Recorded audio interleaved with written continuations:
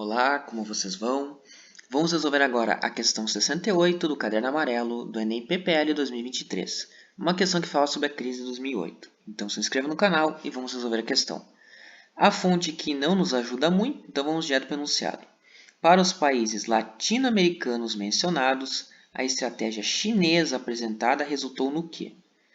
Então você teve algum tipo de negócio, alguma coisa entre a China e os países latino-americanos. Ele vai falar aqui no texto, né? A luta da águia contra o dragão na América Latina. No rescaldo da crise de 2008, as instituições financeiras chinesas, Banco de Desenvolvimento da China e Banco de Exportação e Importação da China, ofereceram crédito aos países latino-americanos que encontravam dificuldade para obter empréstimos dos mercados internacionais, como Venezuela, Argentina e Equador. Ou seja, a China estava começando a oferecer dinheiro, crédito para os países que estavam em dificuldades por aqui. Mais flexível que os Estados Unidos, a China ofereceu a possibilidade de ser paga em commodities. O que são commodities? É todo aquele produto que geralmente você exporta que tem preço regulado pelo mercado internacional. Então é tudo aquilo que se produz ou que se extrai. Por exemplo, soja, milho, trigo, algodão, prata, ouro, tudo isso aí, né? Que é regulado pelo mercado internacional. Não é, por exemplo, o Brasil que dita o preço da soja, e sim é lá fora, tá bom? Então, a China estava emprestando dinheiro e estava aceitando receber em troca comida. Então, para eles que estavam vivendo um boom populacional, fazia sentido isso. Essa fórmula permitiu ao país garantir o suprimento de recursos naturais necessários para atender o apetite crescente da sua classe média. Essa estratégia ganha-ganha deu frutos. Então, antes de a gente resolver a questão, vamos explicar aqui rapidinho como é que aconteceu a crise de 2008 nos Estados Unidos. O governo começou a imprimir muito dinheiro e esse dinheiro entrou no mercado imobiliário. Os imóveis começaram a se valorizar, ou seja, todo dia estava subindo o preço de imóvel. Isso chamou a atenção dos investidores, já que o juro estava baixo, então você pagava o valor da casa, mas não tinha tanto juro, e como estava subindo todo dia, parecia ser um negócio legal. E os bancos entraram nessa jogada também. Eles começaram a comercializar os títulos uh, lastreados em hipoteca, então é uma espécie de nota promissória, que eles vendiam, comercializavam com outros investidores. Era uma espécie de garantia da casa, né? Só que o que aconteceu? Começaram a subir os juros. E com isso reduziu o apetite das pessoas em continuar comprando casas, né? Ou negociando casas, enfim. Desaqueceu o mercado. Então, toda vez que se sobe juro, geralmente se desaquece o mercado.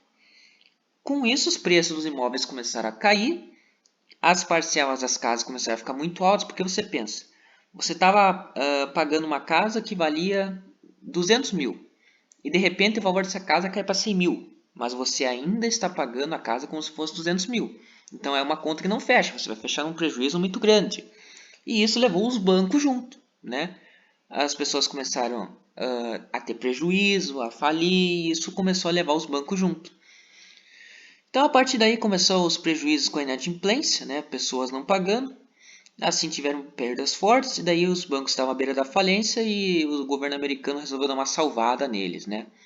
Mas assim começou então a crise de confiança, né? Será que os Estados Unidos estão bem mesmo após essa crise? Isso abriu o mercado para a China, por exemplo, né?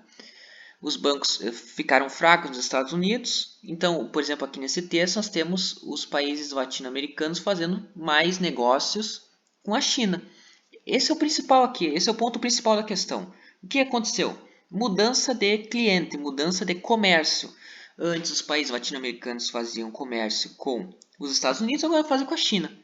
Se você entendeu isso, você consegue resolver a questão. Então, para os países latino-americanos mencionados, a estratégia chinesa apresentada na reportagem resultou no quê? Letra A. Realinhamento da parceria militar, não militar, e sim comercial. Começaram a fazer comércio entre os países, mas não tem nada a ver com militar aqui.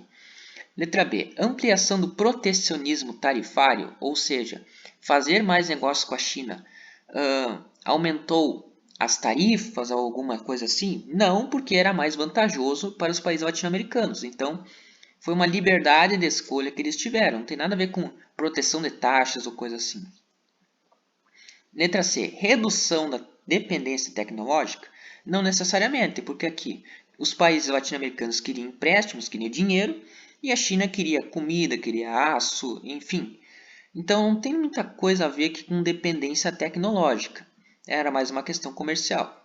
Letra D. Endurecimento da legislação ambiental. Em nenhum momento no texto ele fala sobre isso. Ele fala sobre as commodities, mas que eram usadas para fazer negócio. Então também não tem nada a ver com endurecimento de legislação aqui. E letra E. Redirecionamento, ou seja, mudança do comércio externo. Sim, agora em vez de fazer negócio com um país, estou fazendo negócio com outro. Mudei o meu comércio com o exterior. Então, letra E é a nossa resposta. Mudança no comércio externo. Simples assim. Só lendo o texto, se você tinha um pouquinho de conhecimento, você conseguia fazer essa questão.